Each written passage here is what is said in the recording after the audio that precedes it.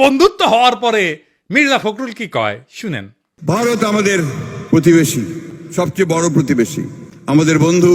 আমাদের যুদ্ধের সময় 1971 যুদ্ধের সময় আমাদের সহযোগিতা করেছিল। আমরা ভারতের কাছে সবসময় প্রত্যাশা করি যে ভারত বাংলাদেশের মানুষের পাশে দাঁড়াবে। দেখেছেন দোস্তালি হয়ে গেছে কলে। যে বিএনপি গত ডিসেম্বরে কইছিল বাংলাদেশ নয় ভারতের বন্ধুত্ব হাসিনার সঙ্গে, এখন কি এলো? তো এখন জামাত দেখলো যে ট্রেন তো মিস হয়ে গেল, যাইতেছে তো সেও কল সখী ধরো ধরো ধরো ধরো আমি কি তোমার পর। কইল বন্ধুত্ব চাই, সহযোগিতা চাই। ভারতের প্রতি জামাতের বার্তা, ইন্ডিয়া কিছু হইলেই জামাতিরে পুন্দায়, তাও হ্যাংলার মতো। ইন্ডিয়ার প্রেম ছাড়া ওদের চলে না। ওই যে গান আছে না, হয়তো কিছুই নাহি পাবো তবুও তোমায় আমি দূর হতে ভালোবেসে যাবো। ওই করে দূর হতে ভালোবেসে যাবে জামাত ইন্ডিয়াকে, বুঝছাও? কিছু পাবে না। তারপরে এখন প্রফেসর ইউনূসকে মোদি কইতেছে বাংলাদেশে কোনো নির্দিষ্ট দলকে সমর্থন করে না ভারত। হ্যাঁ, এই যে ভারতের ফেও ধরা, বন্ধুত্বের ফেও ধরা, দেওয়ানা হয়ে যাওয়া ইন্ডিয়ার বন্ধুত্বের জন্য, এটা কেন? ইন্ডিয়া বাংলাদেশে এমন একটা ধারণা তৈরি করেছে ইন্ডিয়া ছাড়া বাংলাদেশে কেউ রাজনীতি করবে পারবে না। ইন্ডিয়ার সাথে গুড টার্মসে না থাকলে বাংলাদেশে ক্ষমতা আসা যাবে না। ইন্ডিয়া আর্মি ঢুকে দেবে বাংলাদেশে, ইন্ডিয়ার নামে কাপড় নষ্ট করে ফেলে। এরা মনে হয় যে বজরং দলের এই পান্ডার কথায় ডরে কাঁপে, বুঝেছাও?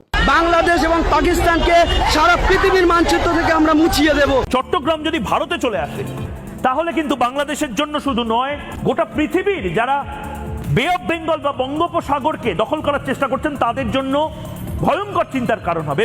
মালদ্বীপে কি এইটা মুইজু ক্ষমতা এসেছিল? নেপালে কি খড়গা প্রসাদ শর্মা ওলি ও কি ইন্ডিয়ার এটা ক্ষমতা এসেছিল? এই ছোট ছোট দেশগুলা ভারত বিরোধিতা নির্বাচনী ম্যানিফেস্টোতে দিয়ে যদি ক্ষমতা আসতে পারে, তাহলে বাংলাদেশের রাজনৈতিক দলগুলো ডরায় কেন? প্রত্যেকটা রাজনৈতিক দল ইন্ডিয়া জন্য উন্মুখ হয়ে থাকে কেন? তাইলে যারা মনে করে ইন্ডিয়ার থাকলে বাংলাদেশের রাষ্ট্র ক্ষমতা আসা যাবে না, রাজনীতি করেন না, বাংলাদেশে ভোটে দাঁড়ায়েন না। বাংলাদেশে ভারতীয় আধিপত্যবাদের অবসান, যার ভোটের প্রতিশ্রুতির 1 নাম্বার প্রতিশ্রুতি না হবে, তাদের ভোটের ক্যাম্পেইন শুনবেন না, ওই ক্যান্ডিডেটের এলাকা ঢুকতে দিবেন না। এই ইন্ডিয়া সিপিবিরে ঢুকাইছে বিএনপির কান্দে চেপে ইন্ডিয়ান এজেন্ডাগুলো বাস্তবায়ন করতে। আর বিএনপি গণবিরোধী এই সমস্ত পসামেলের ভাগারে পরিণত হইতে চাইতেছে। ইন্ডিয়ার পরামর্শে সোয়ার পথে হাঁটতে গিয়া ইনশাল্লাহ এভাবে মহাসড়ক খারাপে বিএনপি নিজেও জয় বাংলা হয়ে যাবে আওয়ামী লীগের মতো। সন্তোষ শর্মা পার রয়ের এজেন্ট, এর প্রথম মিটিং এ আনছে বিএনপি। দেখেন বিশিষ্ট সাংবাদিক সন্তোষ শর্মা শুভেচ্ছা ব্যক্ত করেন। তখন মাননীয় ভারপ্রাপ্ত চেয়ারম্যান আমাদের আমি কৃতজ্ঞতা। তারেক রহমানের উপস্থিত আছে। এখন কবেন তারেক রহমান লন্ডনে থাকেন, চিনেন না? একবার না একাধিকবার সন্তোষ শর্মাকে তারেক রহমান মিটিং এ ছিল। এই দেখেন, আবার দেখেন। মাননীয় ভারপ্রাপ্ত চেয়ারম্যান, আমি গত দিনের ন্যায় আজকেও ভাগ্যবান যে আমার বক্তৃতার সময় আপনাকে পেয়েছি, সেজন্য কৃতজ্ঞতা জানাচ্ছি। কালবেলার প্রকাশক এখন কে জানেন? কালবেলার প্রকাশক এখন বিএনপি।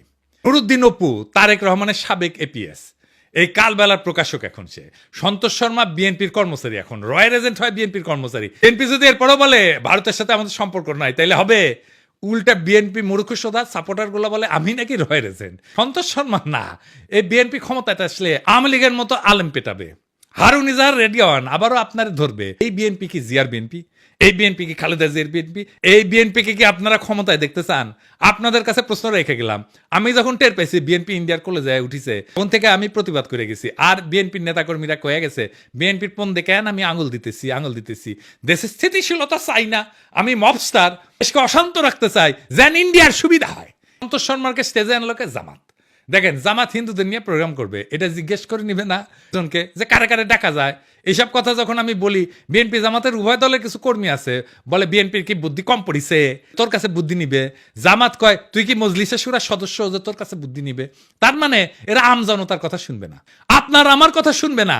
এরা কেমন স্বৈরাচার হবে বুঝা দেখেন। প্রফেসর ইউনূস যাক ক্ষমতা ছাইরা, বিএনপি জামাত যে আসুক তারাই জনগণকে আওয়ামী লীগের মতো সকাল সন্ধ্যা ঠাপাবে। মাথায় রেখে হাসিনা কি খারাপ ছিল? হাসিনা যা ভালো মনে করতো তাই করতো, আর বলতো আমার অপরাধটা কি? দেশবাসীর কাছে আমি বিচার চাই, কি অপরাধটা কি করেছি। এই জন্যই বলি কিছুই বদলাবে না, যা ছিল আগের মতো তাই থাকবে।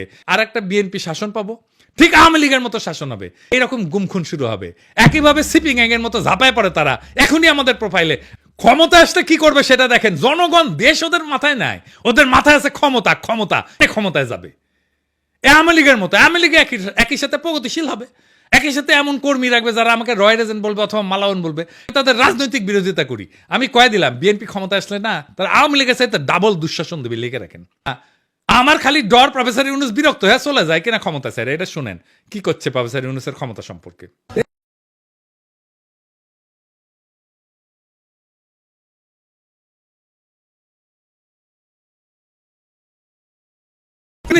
তো এখন ডিসেম্বরে নির্বাচন হবে, বিএনপি এমপি নমিনেশন বেচবে, মেলা বাণিজ্য হবে, তারপর টাকা টুকা ছড়াই ইলেকশন করবে, সরকার গঠন করবে, বিরোধী দল হবে আওয়ামী লীগ, তাহলে 3 নম্বর বাচ্চা হবে জামাত। তারপরে হারুন ইজাহারদেরকে আবার ধরা হবে, সন্তোষ শর্মা ইন্টারোগেশনে হাজির থাকবে। আবার দেখেন এই যে ইন্ডিয়ান রয়ের স্টেশন কমান্ডার রাজেশ অগ্নিহোত্রীর সাথে বিএনপির স্থায়ী কমিটির সদস্য গয়েশ্বর চন্দ্র রায়ের কন্যা অর্পণা রায় এখন কি যেন লিখিচ্ছে, সাইন করিচ্ছে, দেশ বেঁচে দিচ্ছে মনে হয়। চাও রয়ের লোকের সাথে গয়েশ্বর রায় পরিবারের কাজ কি? এবার আসেন দেখি, আজ এইভাবে বাংলাদেশের আকাশে জমিছে বিশ্বাসঘাতকতার ঘন মেঘ। এক সময় যে রাজনীতিবিদরা মুক্তির গান গাইছিল, আজ তারাই ভারতের দাসত্বের ঘুঁটি হইয়া নোংরা ষড়যন্ত্রের খেলা খেলিচ্ছে। বিএনপি, জামাত আর সিপিবি একে একে সবাই বর্ষা বিপ্লবের চেতনাকে পায়ে দলিত কইরা দিল্লির দরবারে মাথা নত করিছে।